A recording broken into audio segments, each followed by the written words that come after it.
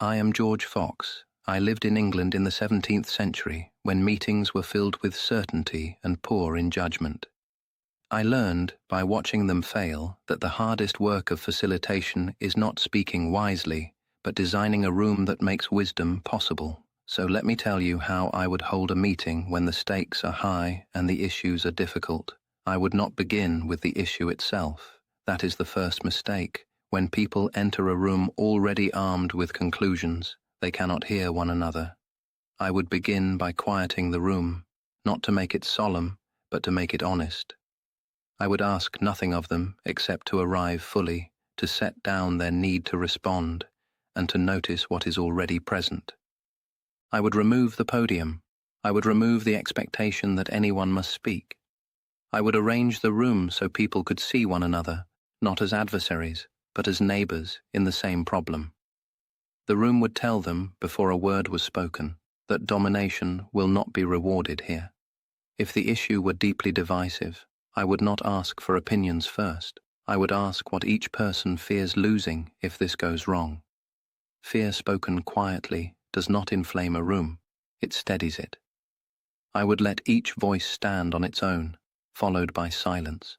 No replies, no corrections, only listening. When one voice carried great authority, I would let it speak early, so it would not hover over the room demanding attention. Then I would invite voices that are usually quieter, not to challenge, but to add. Authority that is acknowledged rarely needs to assert itself again. If emotions rose, I would not rush to calm them. I would slow the pace. I would let silence return until the urgency burned itself out. Anger often needs nothing more than time to lose its sharpness. The facilitator's task is not to resolve emotion, but to prevent it from taking control. Only after the room had heard itself would I introduce questions of judgment. Not, what should we do, but what remains unclear. Not, are we ready to decide, but what would make this decision difficult to carry. These questions do not provoke argument, they invite discernment. If the room pressed for a decision before it was ready, I would refuse politely. I have learned that a decision reached too soon does not disappear. It returns later as resentment or resistance. A facilitator must be willing to disappoint urgency in order to protect trust. This method does not change when the room grows larger. In a hall of hundreds, I would still begin with stillness. I would still protect pauses after speakers. I would still separate testimony from response.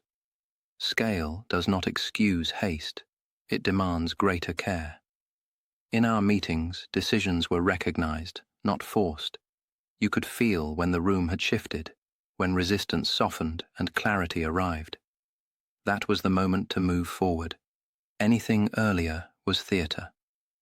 This is how the hard things are done, not by clever words or firm direction, but by designing a room that makes people capable of judgment. The facilitator does not move the group toward agreement. They keep it from moving before it is ready. Remember this: if you wish a meeting to hold disagreement, change, or consequence, design it so that people do not have to perform, defend, or rush. Wisdom does not shout. It waits for the room to become quiet enough to hear it.